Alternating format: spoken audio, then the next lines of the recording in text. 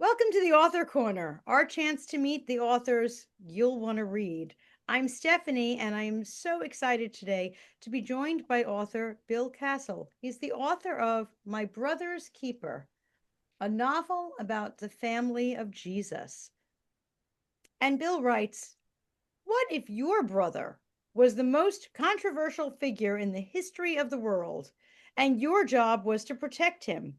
That's the challenge faced by Rabbi James of Jerusalem, whose kinsman, the Nazarene prophet Jesus, is stirring debate and anxiety. James's only hope of fulfilling a deathbed promise to his father Joseph is his relationship with Pilate, the Roman governor, who turns to James for guidance in matters of Jewish law. Protecting Jesus becomes the focus of James's life as his brother runs afoul of temple authorities and zealot rebels attempt to exploit his growing popularity, their goal to foment a revolution against the hated Romans. But even such a wildly admired man of honor and learning as James can't calm the fears of change aroused by Jesus and his movement, or counteract the forces of greed, corruption, and violence that loom over a nation ready to explode. I'm so excited to present author Bill Kassel. Thank you so much for joining me. Well, hello, Stephanie. It's good to see you again. I am delighted to see you and to have you. You definitely win the award in our office as one of our staff's picks, one of our staff most favorite books that they are constantly recommending, not just as part of their job, but because they absolutely adore My Brother's Keeper. And Oh, that's wonderful. I'm certainly glad to hear that. it is so close to so many hearts here in our office, and I'm thrilled to have you on. Every time I think about it, though, I almost when I whether I'm reading your book description or doing something, I almost come at it with new eyes and wonder all those same questions that I'm sure our viewers are wondering, like, Jesus had a brother? You wrote a book about him? I didn't know about all of this stuff. So, if you could bring us back a little bit to where this book started and what made you write it and where this all comes from, because for a lot of us, we're intrigued, but we're also a little bit perplexed. Well, it is kind of counterintuitive. We're accustomed to thinking about Jesus's family being Joseph the carpenter and his young wife Mary and the baby Jesus, and that's about it. That image is particularly close to the hearts of Protestants, but also Catholics. I think everybody in the Western churches is pretty much focused on that, and it largely has to do with the with Christmas and all of the promotion and marketing that Christmas has been involved in over the decades, and so we have that image engraved. But I got curious about this whole thing years ago. I'm a convert to the Catholic Church. I grew up with kind of a loose religious affiliation, Protestant sort of in and out of churches from time to time. But when I was in my early 30s, I took an interest in this. I had come into the church and I really got interested in church history. That all kind of got started when I was given a book by a British historian named Paul Johnson. It was a history of Christianity, and he started writing about all of the stuff that was going on at the time. And he mentioned how there were different traditions about Jesus and his relatives. And so I got some other books and I started digging into it, and I thought, hey, there's something here. Why don't we know about this? Why don't we hear about this in our churches and Sunday schools? Why do we have this really constricted image of the Holy Family? In the early church, there were quite a number of documents circulating around. They were letters and testaments, and they were the materials that were read by the early Christian groups, but that did not make it into the Bible. They are called the non-canonical Gospels, or the Pro-Evangelion Gospels. There's one called the Pro-Evangelion of James. There's one called the Shepherd of Hermas. There's a Gospel of Thomas. And these books actually contain a great deal of information about Jesus's family. And what was believed by a number of people at the time, and I guess we have to take it seriously since these are traditions that were handed down for a number of generations, was that Joseph was an older widowed man who had children at the time he took Mary as his wife. And so I use that as the jumping off point in the story. Joseph is asked by Joachim, who is the father of Mary, to take his daughter because his wife has died. His wife, Anna, has died. He is about to die and he knows it, and he wants to protect his daughter. So he asks if Joseph to marry her because she has made a vow. She was raised in the temple in Jerusalem, and this is another tradition that existed at the time, that there was a group of women who lived in the temple precincts, who cared for the temple, who studied. They were almost like Jewish nuns, if you will. It was kind of a little community of these women.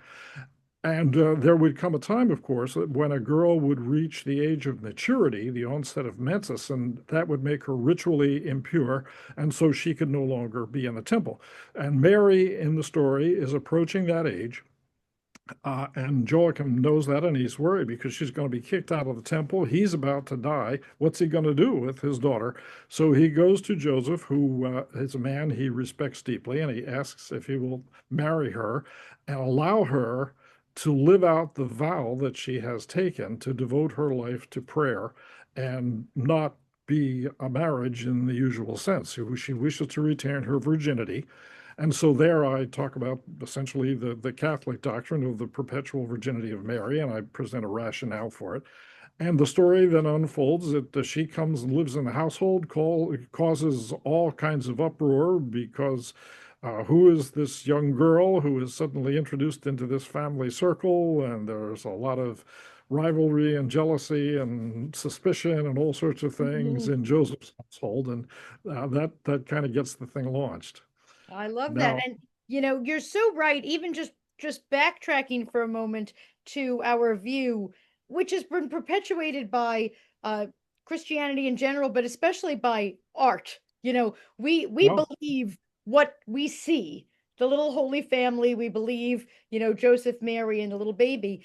But in the times, families certainly had more people involved than that, and yet we've always thought that this was so insular. What you're saying and what my brother's keeper has makes perfect sense with the times that Joseph would have had a family of people with him. and this understanding still persists sort of under the surface of things. If you look at older paintings of representations of Joseph and Mary, he's frequently shown as an older man. Mhm. The Eastern Catholic churches and the Orthodox Church, this is their tradition. This is what they believe. This is what they still maintain. And in fact, even in Roman Catholic practice, there are little hints of this. There's a feast in November. I forget the exact date, but it's the presentation of the Blessed Virgin Mary in the temple. And the roots of that are exactly what I'm talking about, that her parents, Joachim and Anna, had dedicated their daughter to the temple. And Right. so you see little shadows of this understanding that's kind of just at the fringes of our usual beliefs, but they're there. They still persist. So Absolutely. that was a really a great source of material because I could go in all kinds of directions. I saw a lot of dramatic potential in that. But what the book is really about, against all of that background, it's about James. And in my telling, James is the youngest brother of Joseph by his late wife, whose name was Esha. And he wants to be a rabbi. He's a scholarly kid, and he hangs around his synagogue school and spends a lot of time with his rabbi. And he reads the holy books, and his ambition is to become a great religious scholar. And he finds himself in this odd situation, suddenly having this young girl, Mary, who's only a couple of years older than he is, and she's suddenly thrust upon him. And how is he supposed to react to her? Does he have to call her mother? What's the deal? But the novel is broken into three parts. The first part is essentially the retelling of the Christmas story based on all of these premises that I've laid out here. But it goes from the time that Mary comes into the excuse me, comes into the household up to when Joseph has to go to Bethlehem and pay his taxes and enroll in the census and all of that stuff. And he takes Mary with him. And then, of course, you have the incident of the star over Bethlehem, and then Herod tracking down the children, and Joseph and Mary fleeing to Egypt and all of that stuff. So that's part one. It's basically a new version of the Christmas story. Right. Then part two, Joseph and Mary return from Egypt after a couple of years. The leadership of the nation has changed. Herod has died. His son Archelaus has taken over, and Joseph feels it's safe to come back and all of that. And then that portion of the book then shows what's going on in the family as Jesus begins to grow up and he starts displaying all of these unusual abilities. And also, James has gone off to Jerusalem to study with the great Jewish scholar Hillel, and he gets involved in some intrigues in Jerusalem. There's a reform movement, and he's helping that out and all of that. So that kind of brings him up to his adulthood. And then part three covers the period of Jesus's active ministry.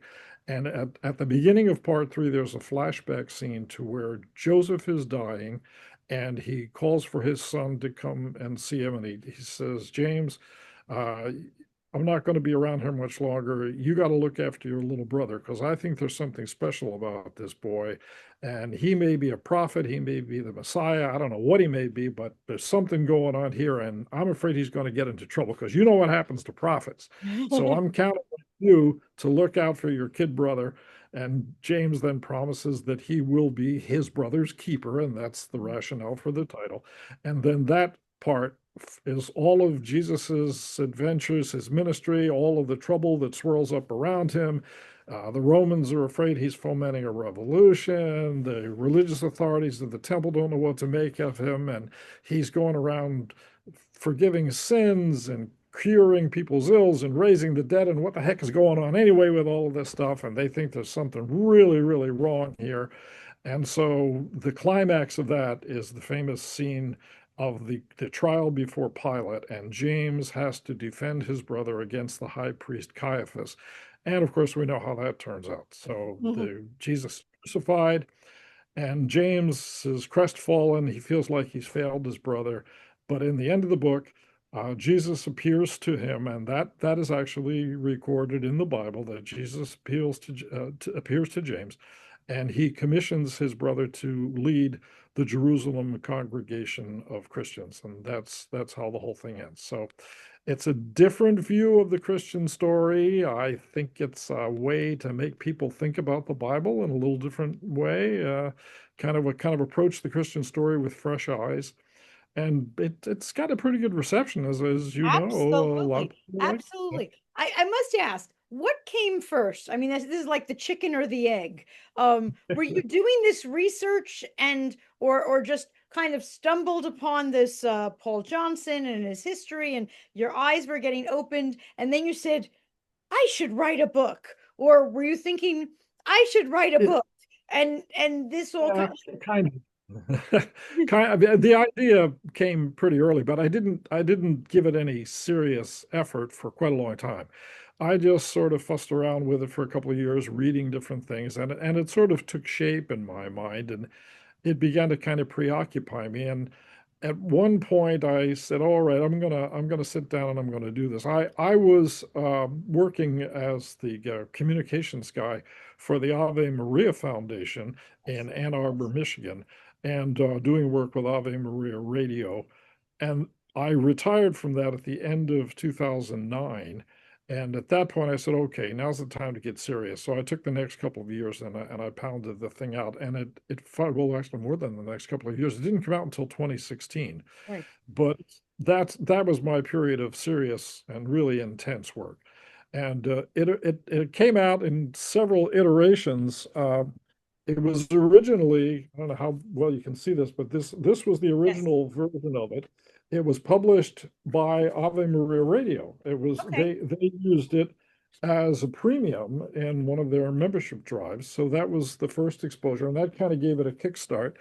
And then a different version of the cover, Mm-hmm. similar cover, but shrunken down in size, Right, and right. was out for a couple of years.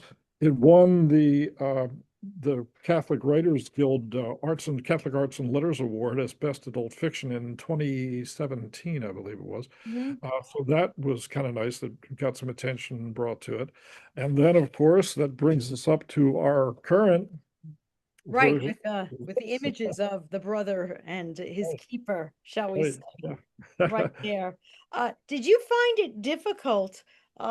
You're writing a book that is, I mean, essentially historical, and yet we all know how it ends. Um, Yeah, right.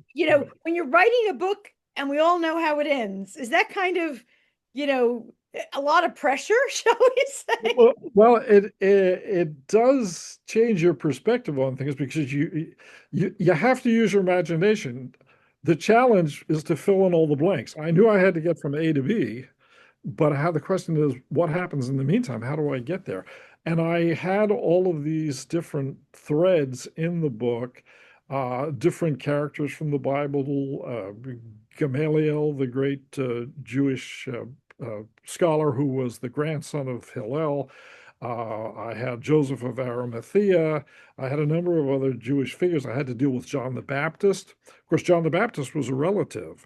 Mhm. Uh, he was the son of Zachariah, or Zacharias, the great priest of the temple, whose wife was Elizabeth, who Right, was kinswoman of Mary. right. So there's a whole other branch of the family that eventually will become entwined with the story of Jesus. So I had to put all of that together. So that was really the challenge. In a way, it was great to not have to come up with an ending. The ending was given. I knew what the ending was going to be, and the exercise then was just a matter of filling in the blanks and trying to create situations that were plausible and make a storyline that was believable and made sense and tied all of the characters together and all the situations together and finally resulted in the end of the story as the Bible has it. So, yeah, it's a different way of approaching it. The advantage is that I didn't have to think up an ending, as I say, but the disadvantage is that I had to be true to my source material. I had to get there in a believable way. And Right. that's kind of tricky. And your source material is not source material that everyone is familiar with. So Yeah. I would Right. guess that people questioned you when you were writing Oh, this. yeah. I didn't Yeah. know that, kind of a thing. Was that problematic to you, or did you see that as a part of the challenge of enlightening people? Well, in a way, it's useful because it gives you a chance to pitch the book from several points of view. When people ask you, "Where'd you get that idea?" Uh, but I have found that not everybody buys into the precept. Mm. There is there are people who are very, very closely wedded to the idea of the carpenter and his wife. They Right. don't. That's it. That's the Holy Family. I don't want to think beyond that, and that's especially true among Protestants. I've had Protestants react to this and say, "Well, it's kind of an interesting story, but it's too Catholic for me," or it isn't what I grew up with. I don't think of the Holy Family that way. Now, Catholics are a little bit different. It's nuanced in a different way. They don't find it difficult to grasp, but they're very surprised because even in the Catholic Church, this stuff is not out front. As I say, it's kind of under the surface, and a lot of these traditions are still maintained, but they don't understand why. Mm. And maybe that has to do with deficiencies and how Catholics are catechized or whatever. I don't know. I don't know what it is, but so it takes them by surprise in any event. But it's a springboard for conversation, and it's useful to get people thinking. And that's one of the things I have hoped that the book could accomplish. It's you attack the story from a new perspective, so you get people to think about it in a new way, and at least you're getting them to think about the Bible, and maybe their curiosity is piqued, so they'll go and reread the Gospels themselves, and you'll maybe integrate some of your ideas and say, well, maybe that's what this meant. Maybe this makes this gospel passage sensible. For instance, why why was Jesus crucified? Uh, the church says, well, he died and rose again. He died for our sins. He rose again to bring us new life. Okay, well, that's on the theological level. That's on the doctrinal level. But why? I mean, think about it. Here was this guy, uh, nice, personable, charismatic individual going around preaching, healing the sick, raising the dead, improving people's lives, pulling people away from lives of sin and changing their path to the better. He's doing all kinds of great stuff. What's not to like about this guy? Well, there were reasons. The whole question of, was he blaspheming? Was he taking the place of God? He was doing all these good things on the Sabbath, and there were very strict rules about not being able to work on the Sabbath. And if you cured somebody's illness, was that work? And if it was work, then it was a violation of the Sabbath. And there's another thing.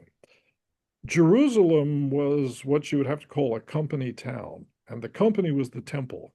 Mm. The temple was where everybody came to make sacrifice. The temple was a cash cow. Tremendous volumes, fortunes were passing through the temple in the form of korban, which was gifts to the temple, in the form of sacrifices, uh, in the form of buying sacrificial animals to be slaughtered in the temple for the various rites. There was a lot of money here. And if you could go to this itinerant preacher from Galilee and get your sins forgiven, you don't have to go to the temple. Well, that's And true. that hits the temple right where it hurts in the pocketbook. And that, I think, was a big factor in why the priestly class was concerned about this Christian movement. So there are different dimensions, new ways to think about this thing, and I think it's good. I mean, some people don't like that. They say, well, I take what's in the Bible and I don't look beyond that. I don't try to add to it. I don't try to subtract from it. And this is stuff that I really don't need to think about and I don't want to think about. So I recognize that that's a factor for some people. But I think most people are intrigued by it, and I do think it's an encouragement for them to think more deeply about their faith. Absolutely. And one of the things that I and my entire staff here love about the book is that the Bible is kind of dry for reading. Yeah, It's good. not that we sit on the couch or on the beach and read the Bible. It's just not that kind of a book. Whereas you have us diving into characters and settings and really being immersed into that entire world and all of the people that are involved in a way that, quite frankly, the Bible really doesn't have that kind of literary appeal. Yeah, there's not a lot of detail in the Bible. The Right. Bible assumes a lot about the people who were to read it, and you have to put that in its social context at the time. The Gospels were written for people who were very close in time to the actual events. So they knew the backstory. They knew the details, or at least they had heard them, and they didn't really need to have all of that repeated in the Gospels. Now, 2,000 years later, we're very distant from all of that. And we look to the Bible and we say, well, what was going on? What's the significance of this? Why did these people think the way they did? And you don't necessarily get that from Yeah. the scriptural text. And that's what I've tried to bring to it. I I haven't written a new gospel, and this is a point that I make over and over. I'm not trying to embellish the Bible as such. I'm not trying to add to the Bible, but I'm bringing some research and some imagination to the story and trying to flesh it out and make it more vivid, more human, more immediate. And hopefully the book accomplishes that. I certainly Absolutely. hope so. Well, certainly there is an audience for that. I mean, I look at the popularity of a movie like The Passion of the Christ or the Yeah, series The the Chosen, note, sure. Yeah, so yeah. certainly people want that.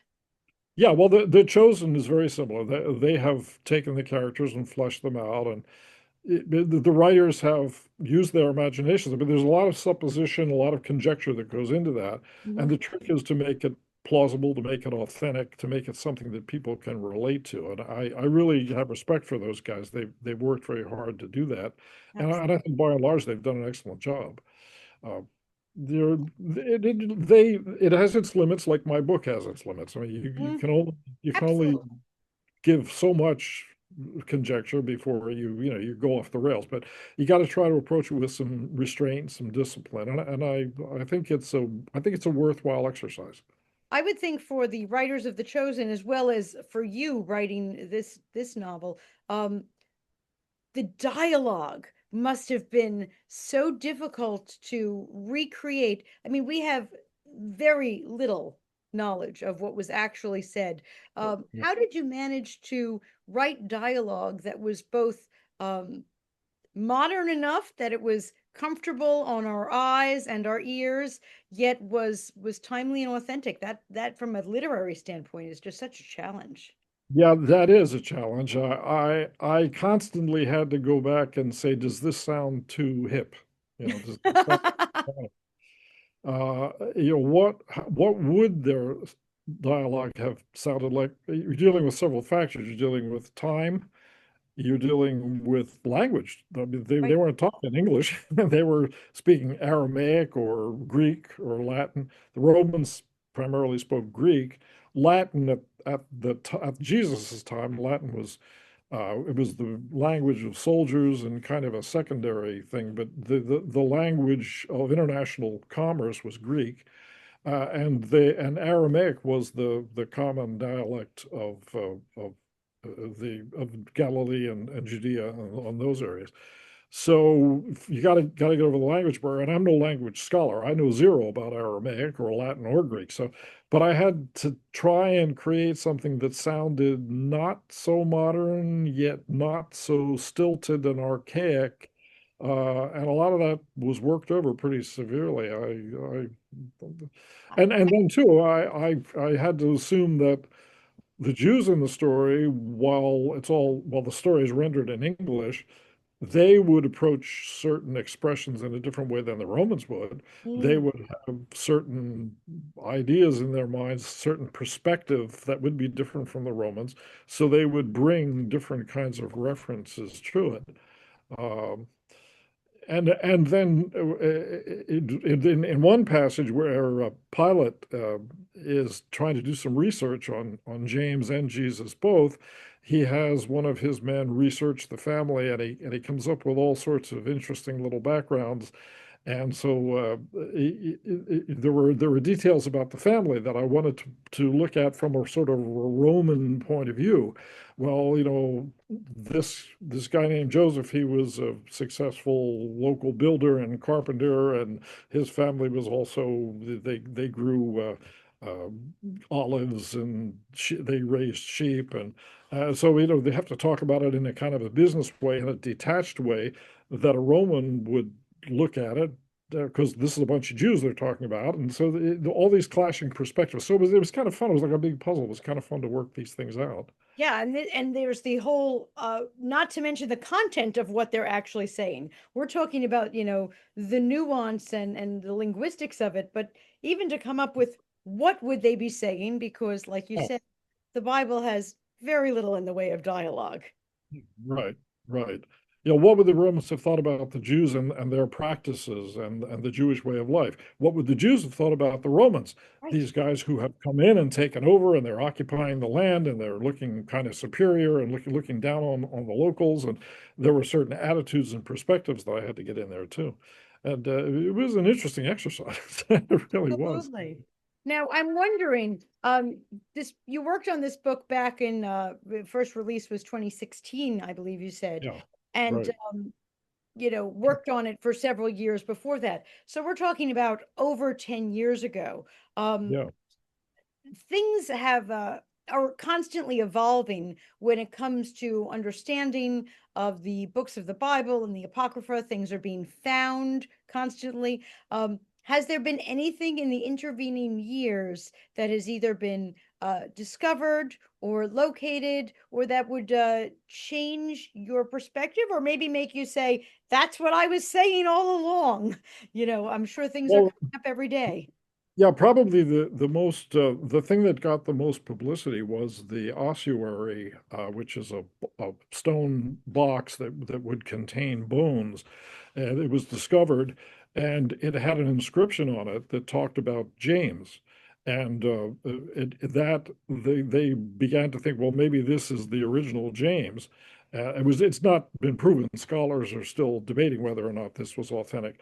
And then, of course, there's the Shroud of Turin that has gone back and forth. There are people who say, well, the believers in the Shroud of Turin are very excited because they're convinced that it's an authentic representation of Jesus.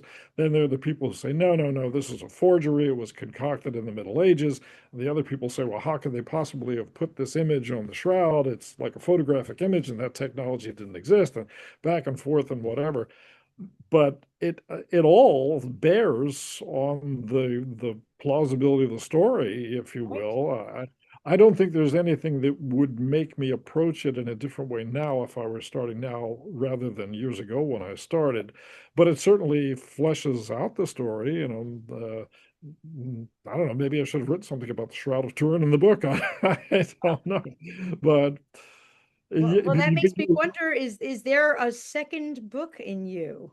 Is uh, there another one coming up, whether it's the continuing story? Is there another perspective, perhaps from Mary of Magdala or some other figure that we don't know enough about? I've thought about it. Uh, my wife Kathy keeps telling me I ought to write James Part Two, and I actually have made a few notes and thought about how I would approach it, but I've not launched into it. And the reason is it probably shows a lack of courage on my part, but the big advantage that I had in writing this book is that there's people don't really know a lot about what was going on at that time. The next chapter would be the period of the early church, and people know a lot about that. Oh, okay. So I would be under very close scrutiny about my suppositions of what like the apostles did and what Paul did and all of that. There's greater documentation on that and a great deal more study about the early church. If you recall, a few years ago, there was a big movement among scholars who were trying to define what were the actual sayings of the historical Jesus as opposed to what is in the Bible, what can actually be documented as authentic, and all of that. So there's a lot of interest in the early church from the resurrection forward. So to dive into that to me is a rather intimidating thing. So I'll have to think about that You'll for a have to think before you dive. I while. understand. I have to laugh though that from a literary perspective, that more facts is actually more intimidating to you than fewer facts. Yeah, yeah, because it's a lot more material, but at the same time, you have a lot more people who have their own points of view and their own axes to grind. Right. Oh, right. So I would really have to proceed cautiously there. Well, I don't know. You managed to proceed in writing a book that, while the main protagonist is certainly James, is about the most renowned figure to ever walk the planet, and you tackled that admirably. So I think you could do the next stage pretty easily. Well, your encouragement is much appreciated. I shall. I mean, honestly, you've already tackled the big one. I mean, really. If you've managed to get through that, and while I understand clearly what you're saying about people and scholars having so much knowledge about the early church, I think that the average layperson probably has many more preconceived notions about Jesus and the Holy Family than the apostles post resurrection. We've got a couple of books and some readings on Sundays. I think we're much more ingrained from birth with the whole Jesus story. That's true. Even from a liturgical point of view, we read the Gospels much more than we read, say, the Acts of the Apostles. So Exactly. yeah, the focus is definitely on the ministry of Jesus. That period is what everybody relates to, and that's natural. Jesus was Jesus. What can you say? It was Jesus. So yeah, Well, that's why yeah. I said I, But I think I think you could tackle acts. But well, I it was fun. understand your hesitancy, It was a believe real me. adventure to do it. it was a real adventure to do it, and it had an impact on my spiritual life too. I mean, I really kind of had to throw myself into this, and How could it there not? were, yeah, it sort of dominated my life for quite a few years, Well, you're and there is the other side too is that I think authors tend to fall in love with their characters. You become preoccupied with the life of these people, and you try to put yourself in their head. And what are they thinking? How are they feeling? And so it becomes a kind of an emotional trip for the writer. for sure. And I certainly experienced. Well, I can't imagine how you could possibly write a book like this, never mind read a book like this, without it impacting your spiritual life. And Yeah, I know for yeah, that's myself, I first read your book years ago and then chose to read it again Holy Week because it seemed like oh the right time to be reading it. And I would oh certainly that's great. encourage others. I certainly want to encourage all of our viewers today. Um, Definitely grab your copy of My Brother's Keeper, a novel about the family of Jesus by Bill Kassel. You may think you know the story, but there's so many details and things, and just really putting yourself into that location and that time period is just amazing. And Bill, you've really given all of us such a gift with this book, and I really thank you. And I will personally look forward to with hope the next one. But for now, let's all grab our copy of this. And thank you so much for joining me. God bless you, Stephanie.